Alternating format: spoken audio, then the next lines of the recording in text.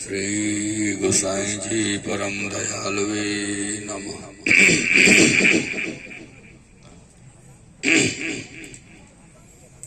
श्री मम आराध्य देवताभ्यो नमः। श्री इष्ट देवताभ्यो श्री गोवर्धनाय नमः। स्थान देवताभ्यो श्री वृषभानुजायै नमः।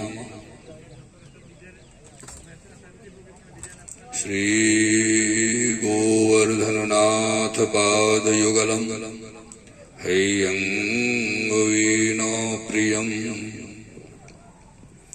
नित्यं श्रीमथुराधिपं सुखकरम् श्रीविठ्ठले सम्मुदः। श्रीमद्वारवती सगोकुलपति श्रीगोकुलेन्दुं विभुं श्रीमन्मन्मथमोहनं नटवरं श्रीबालकृष्णं भजे। प्रभो नंद कुमारो मे स्वामिनी वृषभानुजा। कृतार्थोऽहं कृतार्थोऽहं न संशयः। भक्ताभिलाषाचरितानुसारे दुग्धादिचौर्येण यशोभिसारे कुमारिता नंदित घोषनारी मम प्रभो श्री गिरिराजधारी।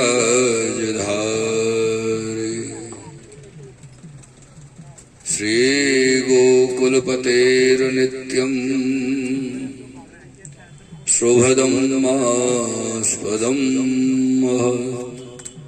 श्रीवल्लभमते निष्ठं तुर्यपीठं वयं नमः। बोलिए श्री भागवत भगवान की जय। श्री व्यास जी महाराज की जय।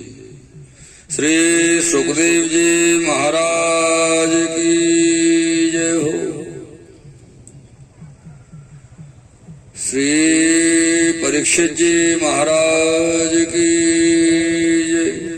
श्री गोवर्धन नाथ की जय हो।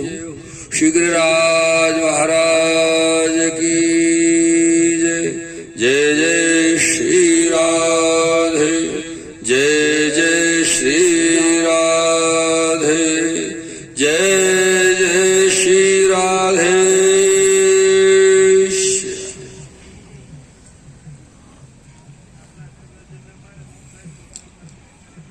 सर्वप्रथम तो आप समस्त भगवत चरणानुरागी प्रेमी जनों को व्यासपीठ से हमारा प्रणाम।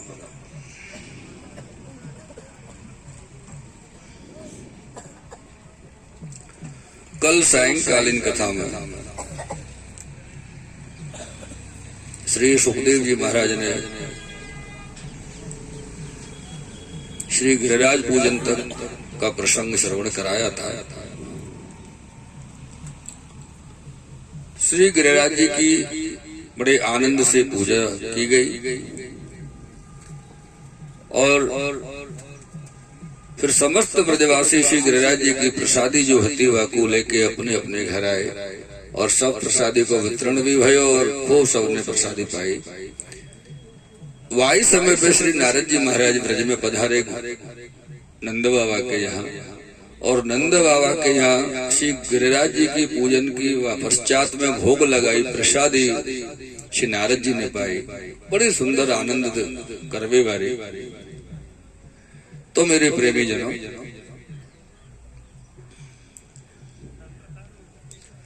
और प्रसादे को पाए पश्चात श्री नारद जी महाराज सीधे स्वर्ग के लिए पधारे हैं। स्वर्ग में पधारे तो देखा कि इंद्र बड़े उदास बैठे हुए हैं। क्या बात है, बात समझ में नहीं आ रही है। तो इंद्र ने इनको प्रणाम किया, बोले देव ऋषि को प्रणाम। नारद जी ने कहा, इंद्र आपकी उदासी का कारण क्या है? तो बोले प्रभु समझ में नहीं आ रहा है, हर वर्ष ब्रज में से हमारे लिए निमंत्रण आता था भोजन का, इस बार तो निमंत्रण आया नहीं, कोई खबर नहीं आई है। और जो भोजन का समय था वो समय भी निकल गया, लेकिन कोई खबर नहीं आई। तो नारद जी ने कहा, इंद्र आएगी भी नहीं। बोले क्यों? बोले तेरी पूजा तो वो नंद बाबा के लाला ने बंद करा दी और ब्रज में श्री गिरिराज जी की पूजा को प्रारंभ करा दिया, अब तुम्हारा निमंत्रण बंद हो गया।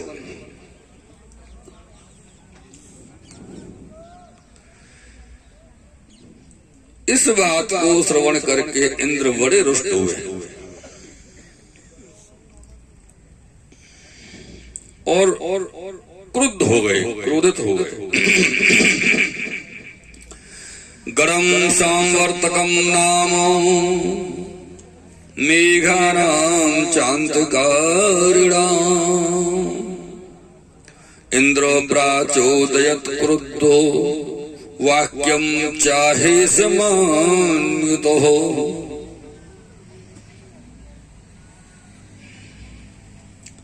उसने अपने संवर्तक आदि सभी गणों को आदेश दिया कि जाओ ब्रज में इस प्रकार की वर्षा करो कि पूरा ब्रज ही बह जाए, ब्रज का नाम निशान ही कहीं ना रहे, प्रलयंकारी वर्षा करो। तो अब गणों का तो कार्य है अपने स्वामी के आदेश का पालन करना। इधर सब गण आकर के आकाश में बादल आए, बारिश के काले काले मेघ देखने लगे। तो ब्रजवासी जो कन्हैया की बात मान के जिन ब्रजवासी ने श्री गिरिराज जी को पूजन कियो, वो सब घबराए कि हमने कोई गलती तो नहीं करी।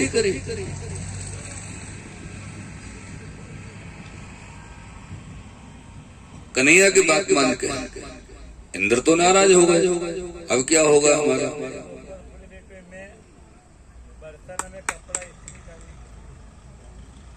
तो सभी ब्रजवासी, ब्रजजन, ब्रज भक्त, ग्वाल बाल, गोपी, सखा, वृद्ध, युवा सब सीधे ठाकुर जी के पास आए। बोले कन्हैया, कृष्ण कृष्ण महाभाग त्वन्नाथं गोकुलम प्रभो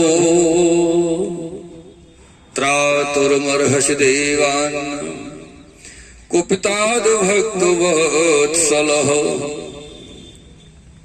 हे कृष्ण, हे कृष्ण, हे गोकुल के नाथ, हे श्याम सुंदर, हमारी रक्षा कर। त्रातुर्मर्हसि देवान्, ओ देवराज इंद्र कुपित हो गए। कुपिताद भक्त वत्सल, हे भक्त वत्सल श्याम सुंदर, देवराज इंद्र कुपित हो गए। और देखिए कितने भयानक काले काले बादल आ रहे हैं, ऐसा लगता है प्रलय हो जाएगी। आप कुछ कृपा कीजिए, हमारी रक्षा कीजिए। तो ठाकुर जी ने कहा, भाई मैं क्यों रक्षा करूंगा, मेरे पास क्यों आए? आप लोगों ने पूजा मेरी तो की नहीं है, पूजन तो गिरिराज जी का किया है, और गिरिराज जी का पूजन किया तो मेरे पास क्यों आए? गिरिराज जी के पास जाओ, वो आपकी सबकी रक्षा करेंगे। अब तो ब्रजवासी और घबरा गए और डर गए बेचारे कि ये तो हमने कन्हैया की बात मानी, गिरिराज जी की पूजा करी, कन्हैया ने तो हमको फंसा दी। अब तो न इधर के रहे न उधर के रहे। इंद्र नाराज हो गए, कन्हैया ने हाथ खड़े कर दिए, भैया मेरे पास मत आओ, गिरिराज जी के पास जाओ। अब क्या करें? मेरे प्रियजनों, श्री ठाकुर जी का एक स्वभाव है कि उनके जो प्रियजन हैं, उनके जो अपने जन हैं, और ठाकुर जी का तो है, लेकिन हर प्रेम करने वाले का ये स्वभाव होता है जो अपने प्रिय से प्रेम करता है। ऐसा नहीं है कि भगवान ही भक्तों के प्रिय हैं, भक्त भी तो भगवान के प्रिय होते हैं, क्योंकि प्रेम एक दूसरे का पूरक होता है। हम किसी से प्रेम करते हैं तो जरूरी ऐसा नहीं है कि वो हमसे प्रेम नहीं करे, आज नहीं तो कल, कल नहीं तो परसों,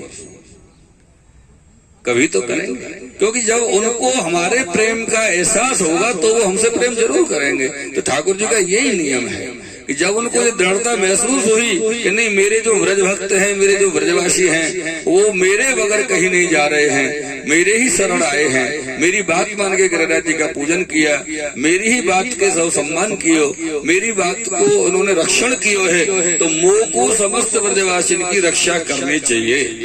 ऐसा श्री ठाकुर जी ने मन में विचार किया और श्री ठाकुर जी ने संकल्पित होकर के ये बात कही कि तस्मान मच्छरणम गोष्ठम मन्नाथम मत परिग्रहम गोपाये स्वात्म योगेन सोयम वे व्रत आहितो। ऐसा श्री ठाकुर जी बोले। हे ब्रजवासियों, क्यों डर रहे हो? आप जब हमारी शरण आए हैं तो चिंता किस बात की? मैं कभी भी गोपाये स्वात्म योगेन, मेरे गोप और ग्वालियाओं को, मेरे सखाओं को, सखियों को कोई कष्ट पहुंचाए ये मैं कैसे सहन कर सकता हूं? आप सबकी रक्षा करने का तो मैंने वचन लिया हुआ है। सोयम वे व्रत, व्रत माने वचन, संकल्प लिया हुआ है। और समस्त ब्रजजन को लेकर के श्री ठाकुर जी गिरिराज जी की शरण में आए हैं। गिरिराज जी की तलहटी में सब ब्रजवासी आए हैं। तो ज्यादातर लोगों को यही मानना रहे कि श्री ठाकुर जी ने गिरिराज जी को उठाया। ऐसी बात नहीं, ठाकुर जी ने गिरिराज जी को नहीं उठाया, ठाकुर जी ने गिरिराज जी को धारण किया, उठाया नहीं। बस ठाकुर जी ने तो गिरिराज जी को इशारा दिया कि उठ जाओ। गिरिराज जी उतनी ऊंचाई तक स्वयं उठ गए थे, वहां जाकर के गिरिराज जी को श्री ठाकुर जी ने धारण किया भीतर जाकर, फिर नीचे नहीं आने दिया। ऐसे हाथ लगा के थोड़ी उठा लिया था, उठ जाओ तो पर्वतराज अपने आप, गिरिराज बाबा अपने आप उठ गए थे। और वैसे ब्रज भक्तन में तो बड़े बड़े भाव हैं कि कछु माखन को बल बढ़ियो, कछु गोपन करी सहाय, श्री राधा जी की कृपा से गिरवर लियो उठाए। तो ये सब भाव है ब्रज भक्त में। लेकिन वहां पर श्री ठाकुर जी ने अपने पुरुषोत्तम होवे को सामर्थ्य दर्शाया। गिरिराज जी को आदेश, इतने बड़े गिरिराज पर्वत को आदेश किया उठ जाओ, तो इतना बड़ा पर्वत अपने आप उठ गए जमीन में से। और श्री ठाकुर जी अपने ब्रज भक्तन को लेके वहां के भीतर सुरक्षित पहुंचे हैं और श्री गिरिराज जी को धारण किया। और श्री गिरिराज धारण की जय हो।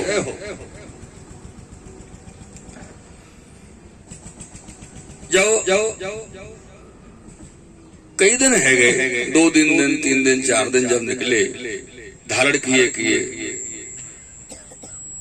बाहर वृष्टि है रही है, ऊपर बहुत सुंदर वर्षा चल रही है, एकदम तेज मूसलाधार वर्षा हो रही है। तो बाहर को जो जल है भूमि को, वो गिरिराज जी के नीचे न आ जाए, यानी भगवान शेष गिरिराज जी के चारों तरफ अपने शरीर को ऐसे फैला दियो मानो को दीवार लगा दी हो, और जल की बूंदों एक भीतर ब्रज भक्तन के पास नहीं पहुंची।